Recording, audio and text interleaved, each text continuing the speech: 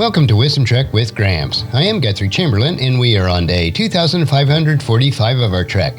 The purpose of Wisdom Trek is to create a legacy of wisdom, to seek out discernment and insights, and to boldly grow where few have chosen to grow before.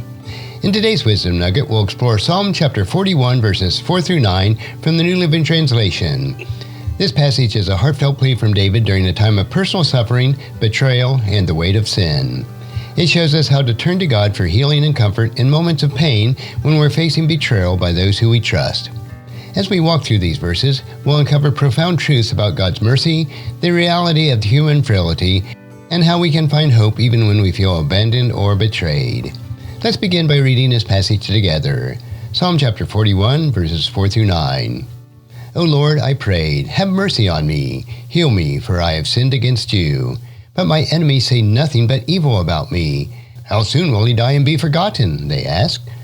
They visit me as if they were my friends, but all the while they gather gossip. And when they leave, they spread it everywhere.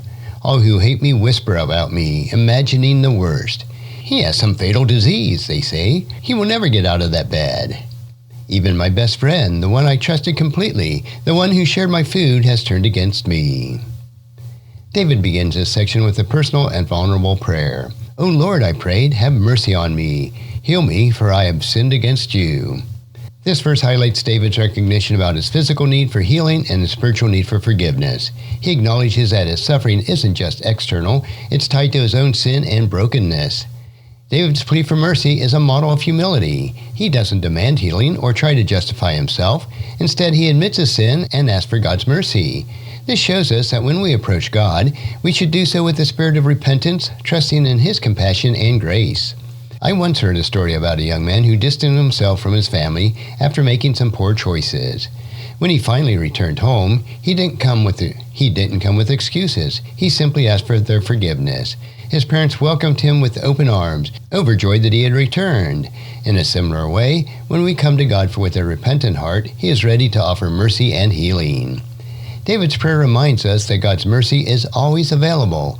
Whether we're seeking physical healing, spiritual renewal, or emotional restoration, we come to God knowing that He is compassionate and ready to heal.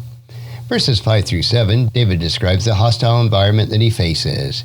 But my enemies say nothing but evil about me. How soon will he die and be forgotten? They ask. They visit me as if they were my friends, but all the while they gather gossip. And when they leave, they spread it everywhere.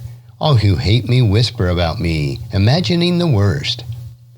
David is surrounded by enemies, who not only wish his downfall, but also pretend to care for him while secretly plotting against him. This betrayal adds another layer of pain to his already difficult situation. The false concern shown by his enemies, who visit him only to gather gossip, reflects the reality that not everyone who appears to be a friend has good intentions. Many of us can relate to this experience of hostility and gossip. In personal or professional relationships, facing criticism and betrayal from those who should support us can hurt us deeply. David's response shows us that in such moments, our best course of action is to turn to God. Instead of retaliating or trying to control what others say, we can bring our pain to God, trusting that He sees us and understands what we're going through. I recall a leader who was faced with some harsh criticism from people he once considered allies. Instead of becoming bitter or defensive, he chose to respond with grace and prayer, trusting that God would handle the situation. And over time, his integrity shone through, and many of those who had spoken against him came to respect him. David's example teaches us a similar lesson. When others speak ill of us, we can find peace by entrusting that matter to God. David's lament continues in verses 8 and 9. He has some sort of fatal disease, they say. He will never get out of his bed. Even my friends, the one I trusted completely, the one who shared my food, has turned against me. These verses reveal the depth of David's suffering. Not only is he dealing with enemies who spread lies about him, but he's also experienced betrayal from someone he considered a close friend.